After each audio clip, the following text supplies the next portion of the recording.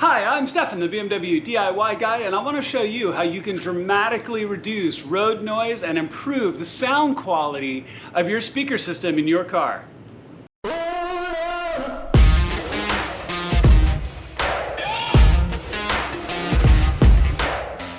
All right, y'all, so let's talk about this project a little bit. I hope you've had an opportunity to watch my stage 1 and stage 2 video because all of this work builds on that. But you can also do those different stages independently, though honestly, if you're gonna do the stage 2 and work on your doors, you should do the stage 1 at the same time. But what I'm looking at this is essentially a stage 3, kind of in levels of effort that you're gonna do. And improving the sound quality in your car from your speakers, but also reducing road noise can make a huge difference in the quality of your drive. I mean, the amount of noise that you get from the road and from your tires and from other cars really can be a distraction. It also can be really tiring over long drives, but it also reduces the quality of your either OEM speakers or an upgrade speakers like I have in my M2. What we're going to be installing is the Soundskins Pro Plus. So these are the same material as the Soundskins Pro, it's just wider and bigger. Because what we're doing today is we're actually going to lay Soundskins Pro all through the footwells, in the front and back, and underneath the back seat in my M2. That is going to dramatically reduce road noise. So it's really not all that hard, it's just gonna take some time, but I'll walk you through all of those steps of what you need to do and all the tools and everything that you need.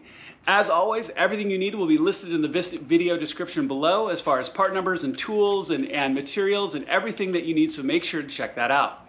All right, so let's go ahead and get started. Okay, so we're gonna be taking both front seats and the back seat base out entirely today, and I'm probably gonna say this multiple times, so forgive me. Do not unplug your seats before you pull the battery in your car. Don't do it, okay? But before we pull the battery in the car, we need to have power to be able to run the seats forward and back. So what we're gonna do is you're gonna take a T50, and you've got these big T50 bolts, 1, 2, 3, 4, that all hold your seats down. So go ahead and take these out. They're not down too tight, so you should be able to just get them out fairly easily. So go ahead and take all of those out and do both seats. Now when I show this, I'm probably gonna show mostly just one side and the back seat as I do this, because the other side will be a duplicate. But you're going to want to undo the bolts on all of your, all 8 bolts on both of your front seats before you undo the power, because you run the seat all the way back, then you run the seat all the way forward to get to the back bolts. And then I usually put the seat about a middle position to help me get it out more easily. Now, I'll probably say it again as well, but when we get to the point to take the seat out, be really careful. Usually put a towel or a rag or some cardboard or something over your door sill so you don't scratch any of this up, okay? So go ahead and take all 8 bolts out, and then I'll show you how to unhook your battery. All right, so I've gone ahead and I've pulled all 8 bolts on my seats. I've taken the back panel out of my trunk to show the battery. I've also, as you can see right here, I've tied a rag through the loop for your trunk lid. Always do this, just in case, because if you close your trunk while your battery's unplugged, you've got problems to be able to get back in. So just put a rag through the loop, either if you've got the loop at the bottom or the loop at the top, just put that through there. You pull your negative post. This is a 10mm nut on the post. Just loosen the post and just take it and tuck it down on the side. Now, your car's out of power completely, and you can go ahead and unplug your seats now. So let's swing back around, and I'll show you how to unplug the seats. All right, here we are looking underneath the seat. So this is that large plug that plugs in all the controls for your seat. It's that typical horse collar, so you depress the little tab and rock the collar, and then the plug comes out. Okay, so go ahead and do that to both seats, and go ahead and take both seats out. Be very careful as you take them out. They're heavy. All right, so as you can tell, I've laid towels over the door sill, and then I'm just going to work and tip the seat out. You got to get it out through the door frame and just work it to get it out. There we go. That's not too bad for weight, but then just take it and safely set it aside where it's not going to tip over as well. So as you can see, both seats are out. This is always a great opportunity to discover hidden treasures. You never know what's falling underneath your seats. And you know, I love my car. I'm also going to vacuum my carpets once I'm done with all this, so it's all perfectly clean again. Now your back seat comes out really easily. All you need to do is just grab one of the front edges and pop up, and you'll do that on both sides. as it pops up, and then you're just going to lift it up and out, and the whole seat base will be out. Then we're going to look at taking our door sills off next. All right, so the back seat's out, the front seats are out, everything's unplugged. So what we're going to want to do, the goal of this is going to be is to get underneath all of this carpet.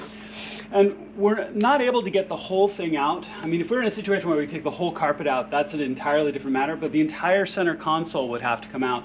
And we don't want to do that. That's too much effort for this, when we can slide it underneath the existing carpet. But we have to be able to get this bowl up a little bit so we can get at it from this edge.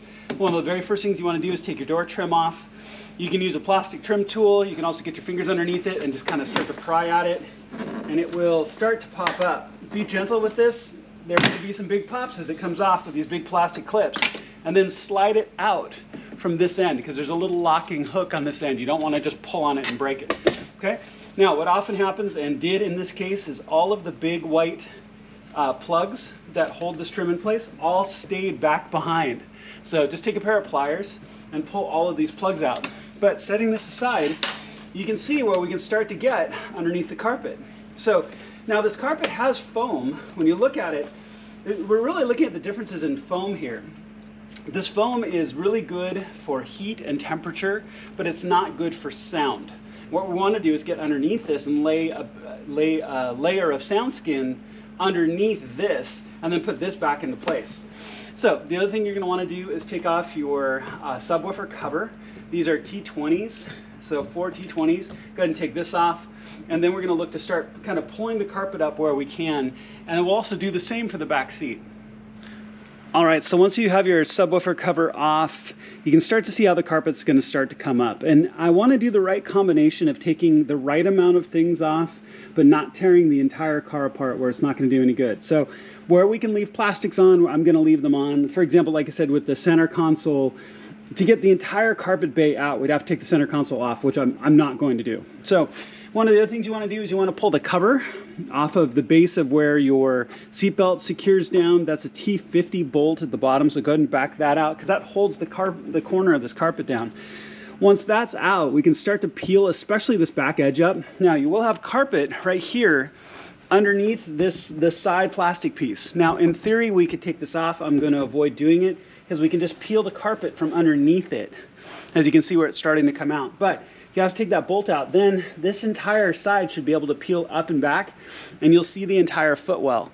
The other thing we can do is we can start to peel up the front as well. And I'm gonna have to move my camera to be able to show you, because you've got a couple of pieces. Like for example, you can see the ducting right here that comes back for the heat for your back passengers. There's a big duct that comes down right there. We're not going to put the sound matting over that ducting, so you're gonna have to take a look at all of that. But I'll show you what that looks like, because we're really kind of at a point where we're really close to be able to start to measure of putting all the sound matting in. All right, so the other thing before we can start to really kind of pull these back bowls of the main carpet out is you have this insulation layer underneath your back seat. Now, in the back corners there are 2 plastic rivets to help hold into place, but it's also looped back into your trunk. To make it easier, I'm actually not going to take the whole thing out, so I have to fit it back underneath the seats. As you can see, you can peel it up. So I'm just going to peel this up and probably use some string or a strap just to hold it up and out of the way so I can work and lay down the new material here underneath it, and also be able to peel this carpet up.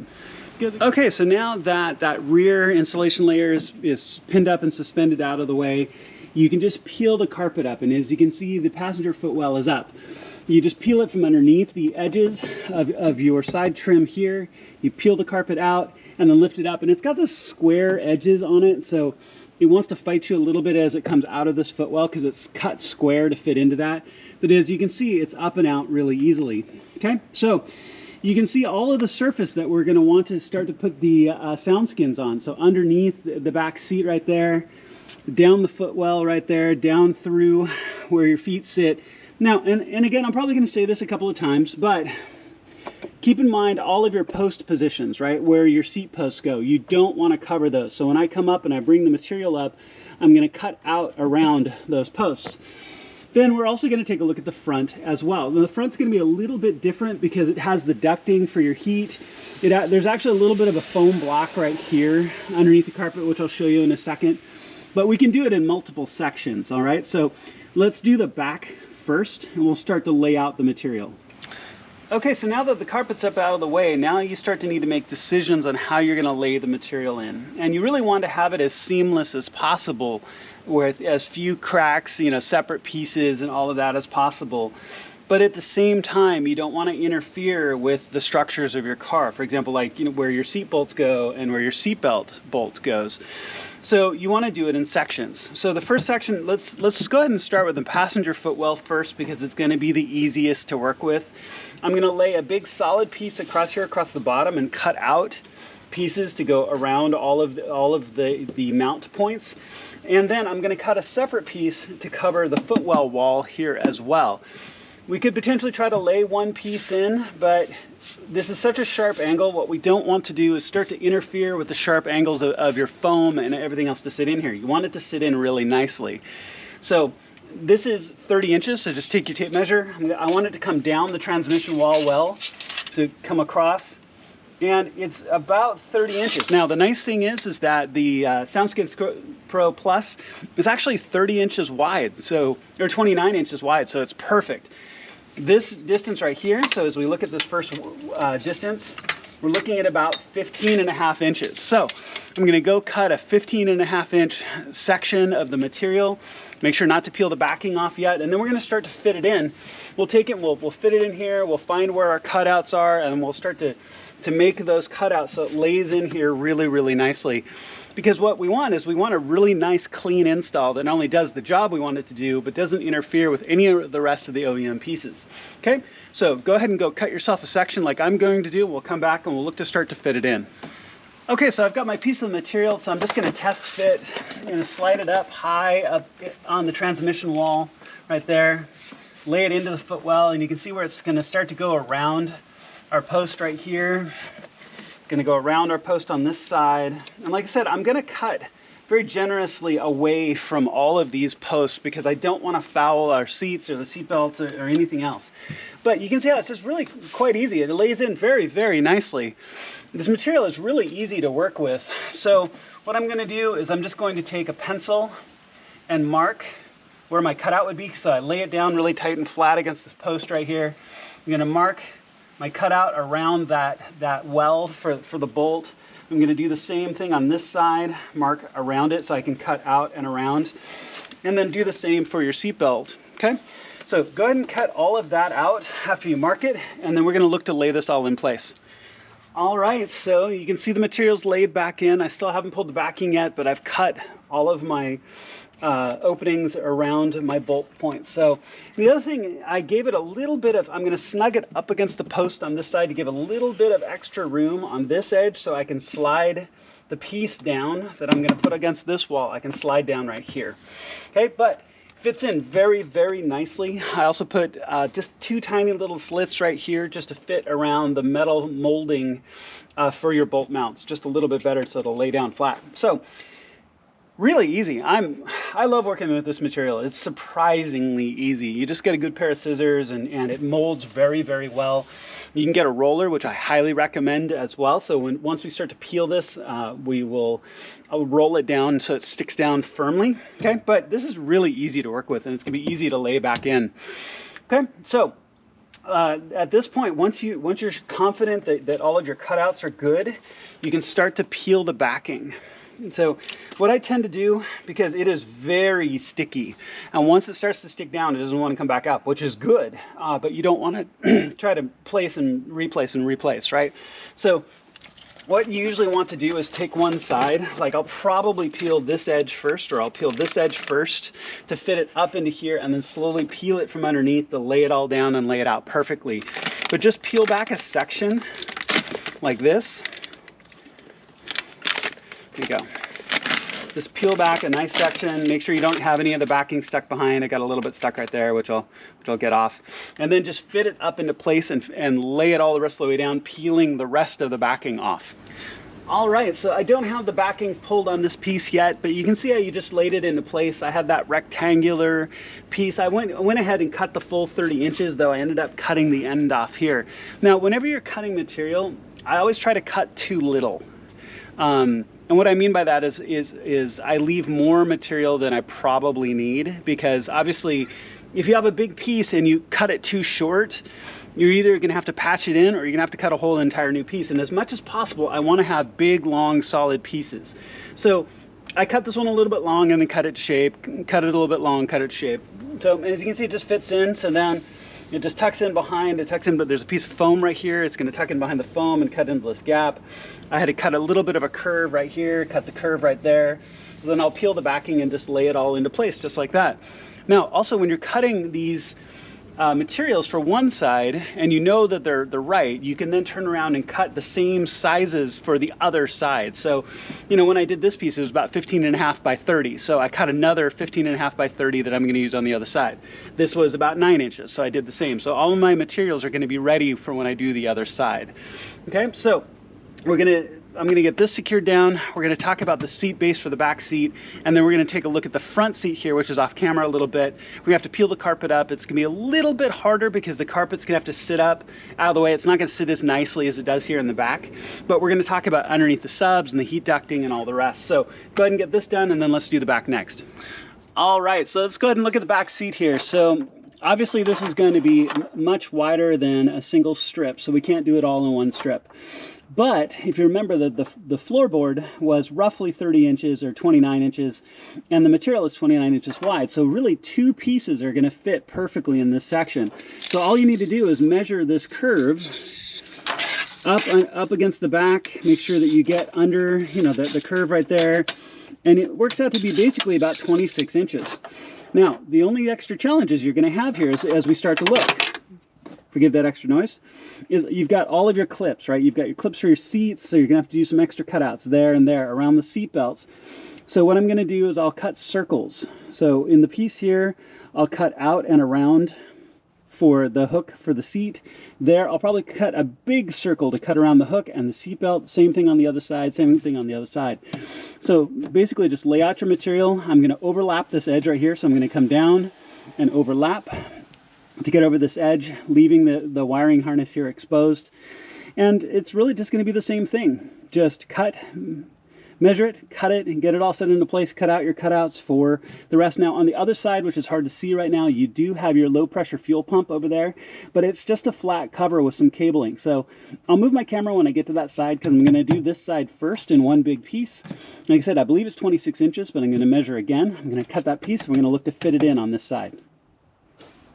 So I haven't peeled the backing yet, but I've got it all sitting into place, and I can show you kind of the shaping you need to do. So first of all, there's a trick where if you don't want to just cut out a big section and you want to keep as much material as possible, you can cut a line up and then cut out your hole. So that way you'll have flaps that'll still cover, where this would be bare metal if I just cut that out entirely. So did that for this post, for the center post, which is behind the carpet right now, which is a little bit hard to see.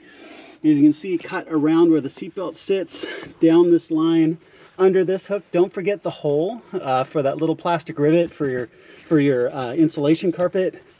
Same thing, cut around the seatbelt on this side. Seatbelt's kind of in the way, but you can see I cut around it with a flap there on top.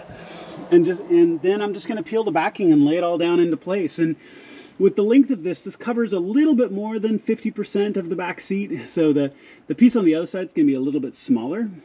It'll be about the same width, but in length it will be a little bit smaller. So now all I need to do is just peel the backing on all this and just set it into place. I'm going to use this lead edge as my measure, because if I lay this down even along this edge as I peel the backing, then all the rest will lay down straight as well. And then I just use my roller and roll it all out.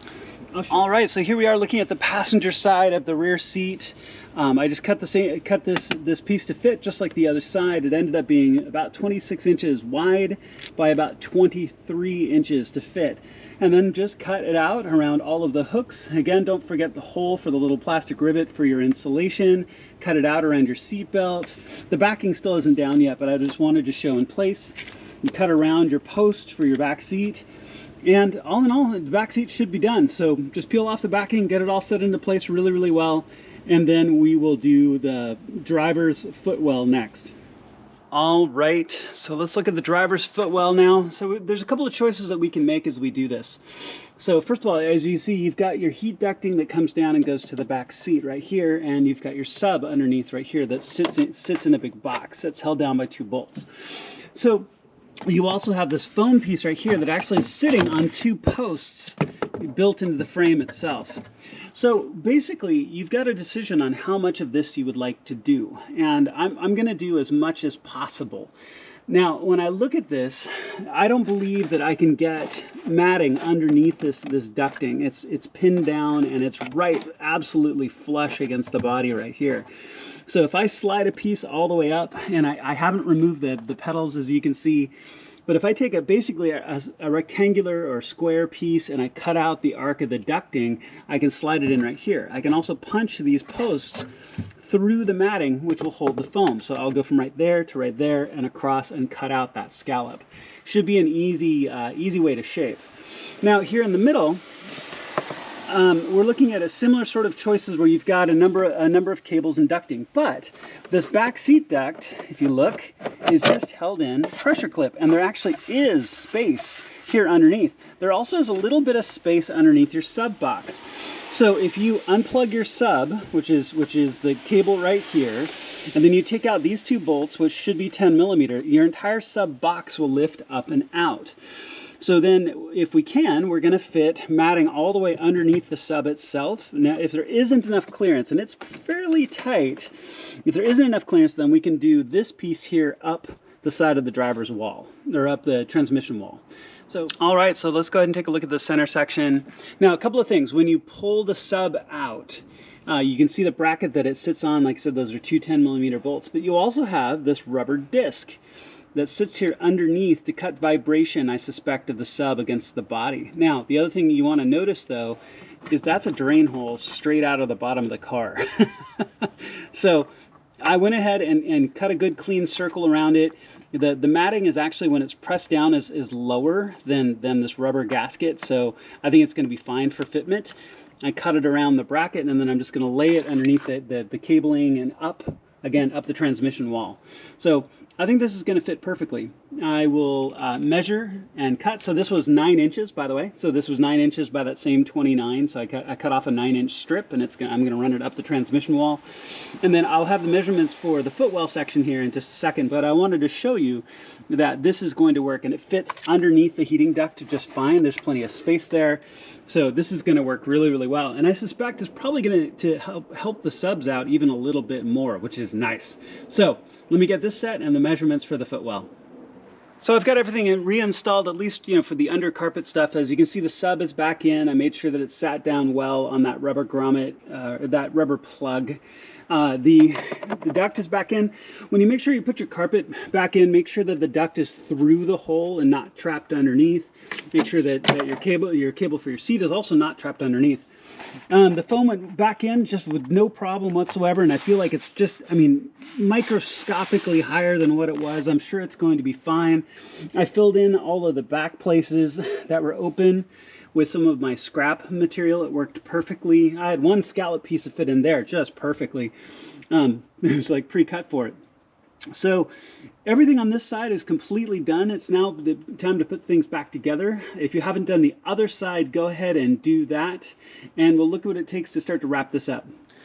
So quick walkthrough as we're starting to put everything back together. Make sure that your carpet's all tucked into place up under your front plastics. It actually fits a little bit under the rubber grommet here on the door seal. Make sure you took all of your white pins out, and you're going to put them back into your door trim, which we'll put back on in a second.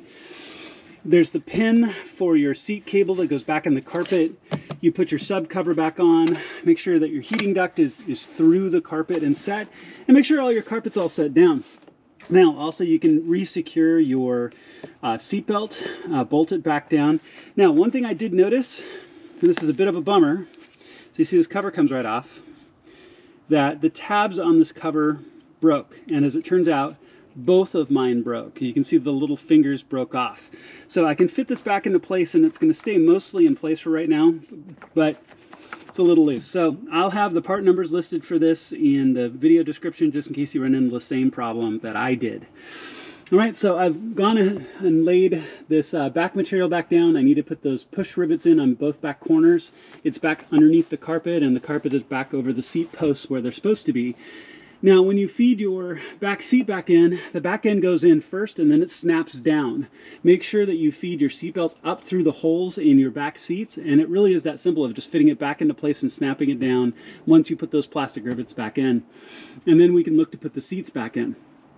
All right, y'all, so back together. As you can see, carpet's all laid down, everything's good to go. Seatbelts are in, like I mentioned a second ago. Back seat is in. Make sure that you pull your seatbelts up through, and you can orient the button release to whatever side you want if you ever wanted to change it. I prefer to the inside, but it looks great. And like I said, I use this opportunity to vacuum as well. So now when you take your seat in, do the same thing. Just pick it up, tip it back into place and tip it in. And then you can plug both seats back in at that point. Once both seats are back in, you can, and plugged in, you can connect the ground post on your battery, which will give you power back to your seats to run them forward and back to put those front bolts in. Now, all right, so both seats are set back into place. The driver's side is bolted down. Once you have power, like I mentioned, you can plug your seats in and then get power back to the car. You can run the seats back and forward on the rails to be able to put your bolts in. So sometimes the rails don't want to seem to sit perfectly straight, so make sure that the bolts go in straight when you put them in. I put them down snug, and then I use my torque wrench at 42 Newton meters to torque the bolts down. Now, one quick thing to note, BMW does, in their formal recommendations, does say replace these bolts every time. I've not done that. This is probably the third time I've had my seats out. My next opportunity, I'm probably going to buy all 8 of these bolts and replace them. They are stretch bolts. I don't see me taking my seats out again. So I'm going to replace them. If you look for it, those part numbers will be in the video description, and so that'll work. So go ahead and get all of that done, wrap that up, and then we're going to put the door sills back on. Okay, so when you're putting your trim buck on, just put all your white posts back into place into their little hooks here underneath. Don't forget there's a hook at this end, so when you set it into place, you want it to hook with the existing trim piece right here, so it doesn't sit loose. Okay. So then, all you need to do from there is just line up the post. And what I always do with the hook in this end is I look through and I get it really close, make sure that all these nylon pins are all lined up, and then line it up and just gently smack them back in with my hand, and you're good to go. All right, all done. Go ahead and clean up, put your tools away, and as you can tell, this really isn't that hard of a job, and it should make a tremendous difference in that overall sound floor in the car, from road noise and tires and weather and the whole 9 yards. So I cannot wait to be able to drive the car around with it set up this way, and hear how much better my sound system is going to be. So this is something you should definitely consider for your car. Obviously, all of the specifics were for my BMW M2, but there's no reason why you couldn't apply these same skills and same process to any car that you own. Please make sure to check out my stage 1 and stage 2 videos as well for the full package of what you can do to your car, as it does make a tremendous difference. Thank you so much to Soundskins for making such a fantastic product. I'm really impressed on how easy it is to work with and be able to exactly fit it to what you need to do. Please click subscribe and the little alarm bell. It makes a huge difference to my channel, and I would really appreciate it. I have a ton of projects coming I can't wait to show you, and I'll see you on my next video.